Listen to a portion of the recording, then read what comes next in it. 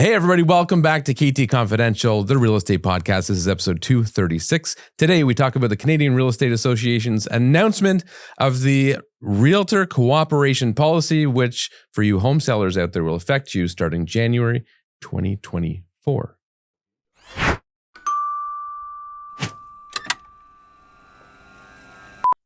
Magandang umaga. Flawless. Was that good, Robbie? That's flawless. Good morning. Good morning. How are you? Excellent. Thank you. How are you? Excellent. Thank you. Were you proficient in other languages? Are you proficient in other languages? Did you enjoy it in school?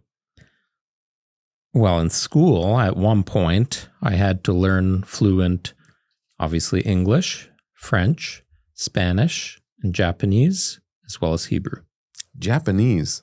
Yes, at one point. For 2 years of my life, I had to,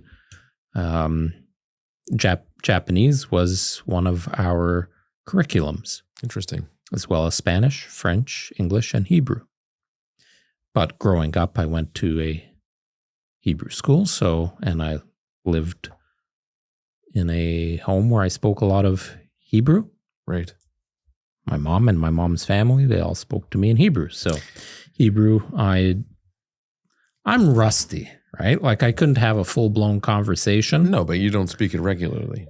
Same thing with Hungarian. Hungarian, I could speak fluently and understand. Like if somebody speaks to me in Hungarian or Hebrew, I understand 99% of what they're saying. Having a conversation back would be difficult. But if I visited Hungary or Israel, I'd be able to navigate quite well. I'll have to remember to bring you along if I ever visit. I do visit. understand a little bit of Spanish, and I do speak a tiny bit of Spanish, but it was also in my curriculum for several years. And my grandparents spoke Spanish, so I only took French, and I had terrible teachers. So I just was never took French. Never get into it. I couldn't get into it either. But that's it. You don't speak anything else, right? No. Do you want to? You know, it's an interesting thing because I think, yeah, sure, there's tons of value, and I'm envious of people that can speak other languages fluently. But I also think that, as with many things, it will become unnecessary because... Which is a shame. Well, is it? Is it a shame that we don't need to learn cursive writing anymore? Is it a shame that is it a shame that people don't even do really printing a whole lot anymore? Like at some point, we'll just be able to put an earpiece in and converse with anyone of any language because it'll translate in real time. But I am envious of people that are fluent in multiple languages. So yes, I'd love to learn, but it's not going to happen. Well, speaking of the future... January 2024 to be exact. January 3rd, 2024 to be exact. We have new policies in the MLS system. I can see this topic being boring for some, but I think it's important to understand the changes that are coming. It's not an exciting topic per se, but there are changes now in the way real estate will be marketed, essentially. Well, yes and no. I think it's more, as with many things, it's more disclosures, awareness, and paperwork. So let's talk about it. What is it? So the Realtor Cooperation Policy, the premise of this is that they want all homeowners to be aware of the value in publicly marketing your property. And by publicly marketing it, they're referring to the public MLS system. So Realtor.ca, and the various multitude of third-party websites that pull data from there, opposed to an exclusive listing where you are just marketing it on your own, whether it's your own database of buyers or your own private website, whatever. So they want to differentiate between the two. And they want to make sure that homeowners understand the value in using the public systems in place to get more exposure and sell their home for, potentially have a better outcome. So what are they doing? Well, okay, hang on. Before you move on to what are they doing, Let me ask you this question. Where has it been an issue that all of a sudden the Canadian Real Estate Association wants to implement these changes? So the big thing that they're referencing is the coming soon properties. Yes.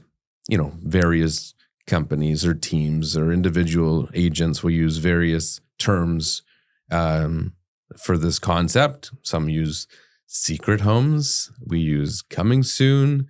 But what's more important is not so much the term, but as much as what is the intent and what is being done during that time. Well, I think part of the problem is there is a significant difference in the type of coming soon, quote unquote, coming soon advertising that's happening with properties before becoming, quote unquote, public to the MLS system. So I've seen it as basic. We'll call it basic, as putting a sign on a for sale sign in the front lawn that says coming soon. And that's the extent of the marketing that happens. On a team like ours, or us specifically, there's an actual marketing campaign that happens in that coming soon process. So before it is on MLS, there is a marketing strategy that does bring a significant amount of exposure to the property. Now, we kind of fall outside of these guidelines because in our process, we do have the discussion with our sellers, and the property is listed exclusively with our team until that date where it is accessed by the public via the MLS. I believe they're addressing that too, though. I think that's the premise, is they want to get rid of the option of having an exclusive listing. And if you opt for an exclusive listing, there will be additional measures in place for appropriate disclosures. And I think what they're trying to avoid is not the coming soon marketing. I mean, it's advantageous to be letting people know that this property will be coming soon. I think what they're trying to avoid is the real estate agents who may be using that period of time to try and solicit their own buyers to maybe double in the sale, which means they represent both parties and in essence get paid more prior to the public exposure. Yes, without giving it its maximum exposure to the widest possible audience. So the Canadian Real Estate Association is saying, we don't want you to try to double end it. We want to make sure you're giving your client due service by publicly advertising it. Now, for us, that's not what we're intending to do. In fact, we won't sell it during that period of time. Our sole purpose of the coming soon promotions is to draw in a lot of traffic so that when it is available and listed publicly, we hit the ground running with a lot of interest. Well, technically, it is available. So it is, but we wouldn't sell it during that time. That's my point. Intent matters in everything. I think that's the one thing that people often overlook is intent. And what is the intent of the I'll marketing? just stop you because at the end of the day, it's up to the seller whether or not they sell it during that period of time. Sure, and that's if they where get an offer during that period of time that would suit their needs and they believe they're maximizing the value, then they're entitled to do that. But yes, well, technically we could sell it during that time. I've never had an offer during that time, just in the way we premise our promotions. It's generally, we don't give a price, et cetera, et cetera. So as far as the public is aware, they don't know we've signed an exclusive listing agreement. All they know is this property is coming soon. But let's say hypothetically you do get an offer. So what they're saying here actually, if a seller decides to forego placing their listing on an MLS system, the seller must provide written confirmation of this decision, which would include specific instruction not to engage public marketing of their property and an acknowledgement that declining to place their property on the MLS system may result in a reduced exposure, may result lower number of offers, etc. So they're just saying, if you don't go that route, you must sign this stuff so that we know what you're potentially missing out on. Right. Just seems like more paperwork. Yeah, it's disclosures, really. It's a change in the type of disclosure and just understanding from everybody's perspective, from the brokerage's perspective and from the seller's perspective as to what is expected and a full understanding of how the property is going to be marketed. Right. I don't think there's anything wrong with that. I think it's... No, I don't think so either. I think it's a smart move. I think it's always good to have disclosures. It covers everyone's butt. Yeah. Right? So this is new, coming into effect January 3rd, 2024, which is nice. It gives everybody a chance to familiarize themselves with it from a realtor and a brokerage perspective. Allows some time to make any changes to the current way these people might operate. And there is discussions in here about exclusive listings and how they could be an exception to the rule, but and they use examples of if a seller wants privacy, they don't want people to know they're selling. Well, there are homes that sell. Yeah.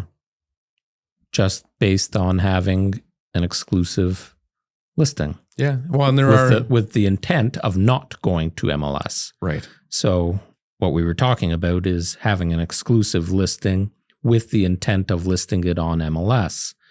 Usually these exclusive listing periods are often during the times where the home is being prepared for sale to allow maximum. You want to talk about maximizing your exposure. Well, why not give it exposure while you're preparing the home for MLS? You know, another thing that we could do is during that exclusive period, you could also get a seller's direction form signed, which is a form that we use when we're holding offers. So that if we're specifying a specific date and time where we are holding offers, the seller can sign a form saying, I will not look at anything prior to this date and time. And if anything is submitted to you, I give you as a realtor permission not to disclose it to me. Right. So we could say, okay, well, we're going to have a 1 week exclusive period where we're getting the house ready and promoting it as coming soon. And we've got this seller's direction form saying we cannot accept anything until, whatever, January 15th, which happens to be the day it goes public. Right. And then you get a new one signed in the event that you want to hold an offer night and try and get a bidding war going on the property in the MLS listing. Right. So it's good. I think it holds real estate agents more accountable, and it provides more clarity and transparency to the consumer. And it will what I like about it, it will tighten up the whole coming soon aspect of listing a property for sale. Yeah, well, the other thing that frustrates me too is you have the CREA, right? And then you've also got municipal levels where, as an example, Peel Region won't allow coming soon sign. I think actually Mississauga specifically, they won't allow coming soon signs. Right. Right. If it's not publicly listed, you cannot put a coming soon sign on the lawn. Correct. So that's a bit challenging when you get into certain municipal requirements as well. Well, and then even the boards themselves, the real estate boards within those municipalities may have different rules and guidelines that they want their members following. Right. So you have 3 levels of different answers for a potential question that you might have regarding something like coming soon advertising for properties. Right. So you got to do your homework, double check everything. For sellers, that's a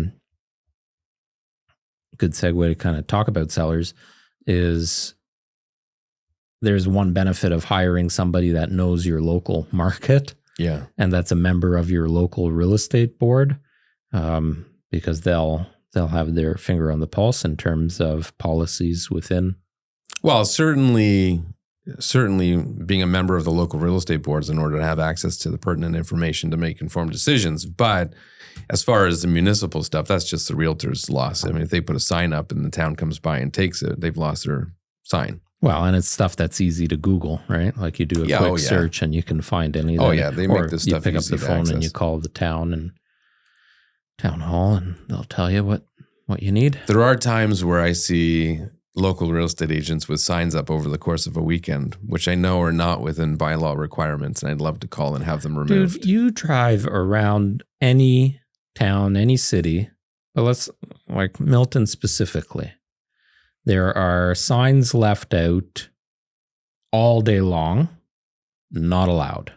There are those stupid little pointy arrow signs all over the place to direct traffic. Not allowed. There are multiple coming soon infringements. Well, we'll say. From location to time of day to... how about, this is my favorite, when a sold sign on the front lawn gets left out for months. Yeah. All right. Like sold sign is still on the front lawn. It's end of May. Fucking house was sold March 1st. Well, there are requirements. The municipal bylaws do require, I think it's most of the time, 2 weeks is common. 2 weeks is very common. Once it's sold, you have to remove it after 2 weeks. And there's also restrictions in many cases, on how many open house signs you can have. I remember one time and what needs to be disclosed on those signs. Yeah. In a lot of municipalities, you have to disclose the date and the time and on the those address. signs and the address. Correct. I was chatting about that yesterday, about Mississauga. That's right. I remember one time I had a homeowner, we were listing their home for sale, and they were upset one day. This is going back a while. They were upset one day during the open houses. They were driving around and they saw, I don't know, dozens of signs out. And we had, maybe 4 or 5 or 6 for this particular home. And they're like, we need to have twice as many signs up. And I'm like, well, actually, I'm not allowed. Like, bylaw requires no more than, I think it was 5 in that particular municipality.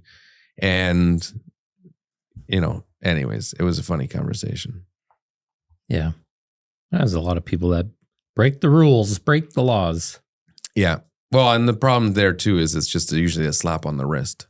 There's not much in the way of penalties. Yeah. Well, this is what I'm wondering with this new policy, this Realtor Cooperation Policy, is what will be the repercussions and how will they be mandated? Like, how many thousands of properties get listed every year? One of those things change all the time. Like, up until recently, we weren't allowed to have any branding on photos listed on the MLS.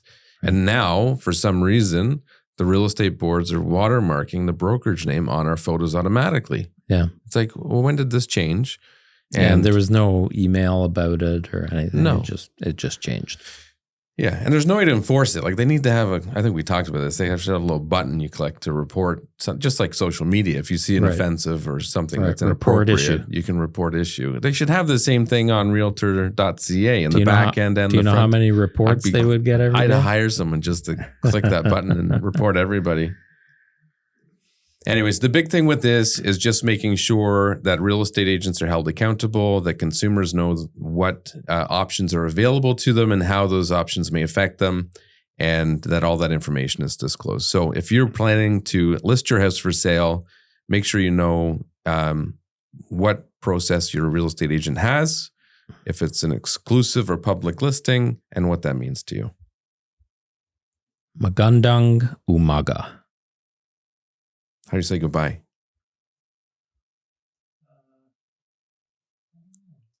You've never... Guy goodbye? speaks fluent Filipino, lives in a Filipino If household. I was leaving your house right now, what would you say? We just say Bye. sige, which means all right. Sige, sige? Yeah. All right. Got it. Bye for now. Magandang umaga. Thanks for watching episode 236. Hit the subscribe button so you don't miss out on the upcoming episodes every Monday morning.